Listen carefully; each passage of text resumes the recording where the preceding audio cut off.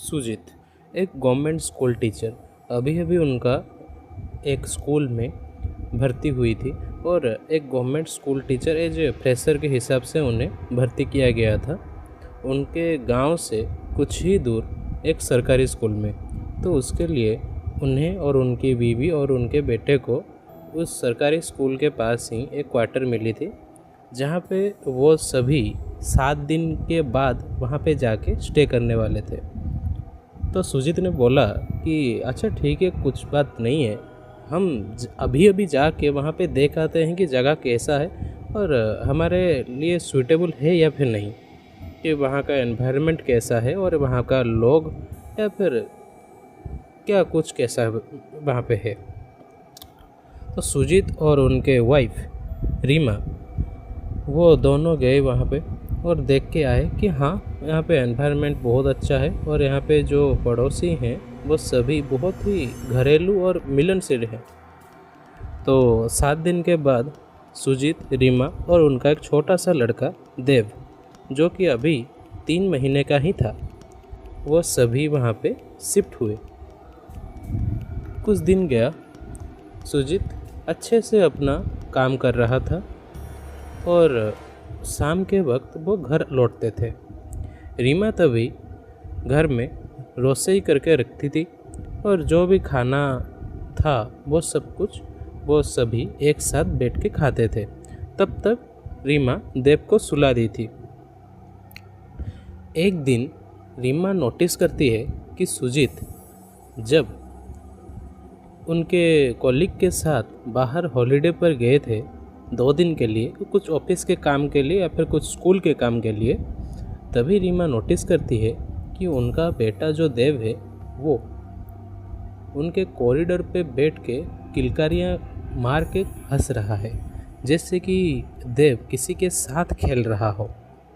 तभी रीमा को शक हुआ और वो कॉरिडोर के पास गई। तब उन्होंने देखा कि एक काली परछाई थी जो कि झप से वहाँ से ओझल हो गई और तभी उनका बेटा उन्हीं की ओर देख रहा था। रीमा एक समय में तो कुछ समझ नहीं पाई, क्योंकि अभी अभी रीमा सो के उठी थी। तो रीमा को ऐसा लगा कि हाँ, कुछ नींद में ही मैं कुछ देख रहा हूँ या फिर कुछ देख रही हूँ, तो जाने देता हूँ, मैं बेटे को अपने पास ले आती हूँ और खिला के मैं उसे भी अभी सुला देती हूँ, क्योंकि अभी रात के 11 बज रहे हैं। और रीमा वैसा ही करती है। और एक दिन बीता। फिर अगले दिन सुबह 6:30 बजे रीमा की नींद खुलती है बच्चे की रोने से। तो रीमा उठ के भागी भागी आती है उसी कॉरिडोर के पास जहाँ पे बेटा अभी अभी लेट के वहाँ पे रो रहा है और बहुत ज़ोर ज़ोर से रो रहा है। रीमा तो एक समय के लिए ये सोचने पर मजबूर हो गई कि बच्चा तो मेरे पास ही सो रहा था, तो उसे यहाँ पे कॉरिडोर पे लाया कौन। तो रीमा पहले तो घबराई, उसके बाद उसने सुजीत को कॉल लगाई। सुजीत को बोला कि ऐसा ऐसा सब कुछ हो गया है मेरे साथ और 2 दिन से ये सब कुछ मेरे साथ हो रहा है, मैं समझ नहीं पा रही हूँ कि क्या हो रहा है, कि बच्चा तो मेरे पास ही सो रहा था, लेकिन उसे यहाँ पे कॉरिडोर के पास कौन लेके आ रहा है। तभी सुजीत ने बोला, अरे तुम नींद में ही उसे वहां पे रख के आ गई होगी, तुम्हारा कहाँ ध्यान देता है। अच्छा ठीक है, मैं आज शाम को ही आने वाला हूँ, खाना रेडी रख लो, ठीक है, एक साथ में ही आज हम सोएंगे और मैं भी देखता हूँ बच्चा कैसे जाता है वहां से। वैसा ही हुआ। सुजीत आया शाम के 6:30 बजे। उसके बाद उन्होंने हाथ मुंह धोया और खाने के लिए बैठा। खाना खा के उन सभी ने एक साथ कुछ समय बिताए और सोने चले गए। सुजीत और रीमा सो रहे थे, तभी सुजीत की आंखें खोली घर में किसी के प्रेजेंस से। कैसे ना, घर में कोई एक दौड़ रहा है और जो गीले पैर होते हैं ना, पानी लगे हुए गीले पैर, वहाँ वैसी पैर से जब दौड़ता है एक आदमी या फिर एक औरत, तब कैसी साउंड आती है, वैसा ही साउंड अभी सुजीत को आ रहा था। बिल्कुल छम छम छप छप छप छप छप छप करके जा रहा है, और एक मतलब कि छम छम छम छम की भी साउंड आ रही है, और बच्चा हंस रहा है। ये सुन के सुजीत तो एक और बार मतलब कि साइड में करवट लेके सोया हुआ था, तभी वो पीछे की ओर करवट लिया और रीमा को देखा कि रीमा तो यहाँ पे ही सो रही है, तो घर के बाहर कौन दौड़ रहा है ऐसा। तो सुजीत उठ के गया वहाँ पे और देखा कि बच्चा डाइनिंग टेबल के ऊपर ही है और वो हंस रहा है। ये सुजीत ने देखकर पहले तो उसका मतलब कि जी घबराया कि जैसे अभी अभी मैंने एक आवाज़ सुनी है कि घर में कोई चोर तो नहीं आया या फिर कुछ और।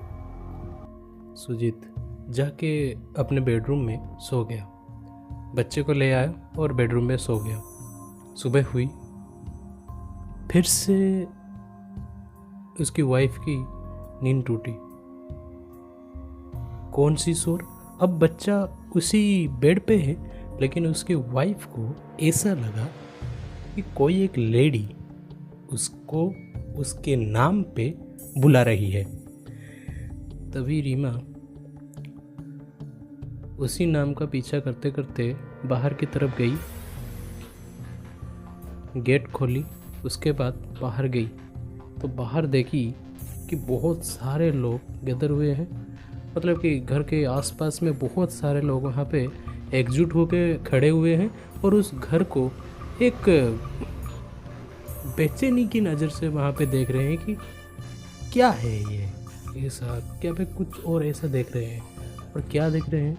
उस घर के थर्ड मतलब कि थर्ड फ्लोर पे उनका बेटा, जो बालकनी होता है ना, उस बालकनी के ऊपर मतलब कि छोटे छोटे बच्चे कैसे चलते हैं वैसा चल रहा है वहाँ पे। ये सभी मतलब कि आसपास के पड़ोसी या फिर जो रास्ते पे जो लोग जा रहे हैं वो भी देख रहे हैं, और वह दृश्य उनकी माँ भी देखती है और चिल्ला चिल्ला के अंदर आती है, क्योंकि अभी अभी उन्होंने अपने बेटे को उसी बेड के ऊपर पाया था कि सोया हुआ, लेकिन अभी अभी वही बेटा थर्ड महले पे वहाँ पे चल रहा है। ये पॉसिबल कैसे हो सकता है?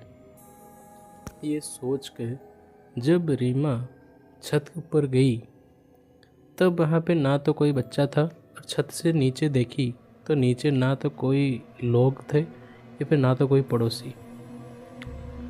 रीमा का सर चकराया। वह तभी रूम के अंदर आई और आके टाइम देखा तो टाइम हुआ था सुबह 5:30।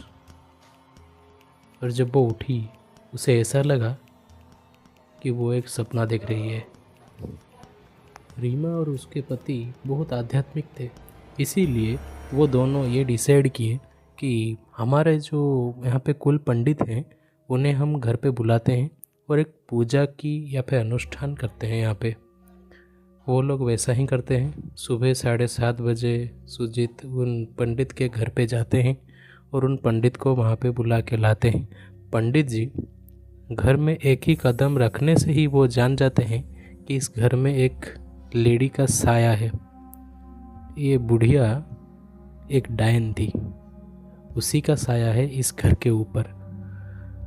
तो वो पंडित बोलते हैं, देखो बेटा, एक तो मैं इस घर में इस बुढ़िया को मैं मतलब कि इस जो आत्मा है, ये आत्मा को मैं यहाँ पे बांध भी दे सकता हूँ, लेकिन इसे अगर मैं बांध दूँ तो फिर कोई चांस नहीं है कि ये यहाँ पे फिर से बंधन मुक्त होके तुम लोगों की जान भी ले सकते हैं। तो इससे बेटर क्या हो सकता है, मैं यहाँ पे पूजा करके तुम तीनों को यहाँ पे मैं मंत्र मुक्त कर देता हूँ। मतलब कि ये जो डायन तुम लोगों के ऊपर जो मंत्र या फिर क्रिया कर रही थी वह सभी से तुम लोग मुक्त हो जाओगे, तुम्हें कोई बाधा विघ्न या फिर जान की हानि नहीं होगी। लेकिन तुम जल्द से जल्द इस घर को खाली करके यहाँ से दूर कोई एक और अलग एक रूम ले लो, फ्लैट ले लो, या फिर कुछ भी और, लेकिन इस घर पे मत रहो। वो पंडित बोलते हैं, बहुत साल पहले यहाँ पे एक लेडी रहती थी। उस लेडी का मानसिक संतुलन अच्छा नहीं था, लेकिन उनका छोटे छोटे बच्चों के ऊपर लगाव बहुत था। लेकिन उनका कोई पति नहीं था, तो कोई बच्चा भी नहीं था। तो वो लेडी उस घर में पड़े पड़े एक दिन खुदकुश कर लेती है। मतलब कि ऐसे, क्योंकि मानसिक संतुलन अच्छा नहीं था इसीलिए। तो जब भी इसी घर पे कोई भी आदमी आता है उसके परिवार सहित, तो उसका कोई भी बच्चा हो या फिर बच्ची हो, उसके ऊपर यही मतलब कि आत्मा बुरी नज़र डालती है। तो ये है इस घर की कहानी। अभी उनकी फैमिली और एक एरिया में शिफ्ट हो चुकी है। वहाँ पे बहुत ही अच्छे से रहते हैं और बहुत अच्छे से जीवन बिताते हैं।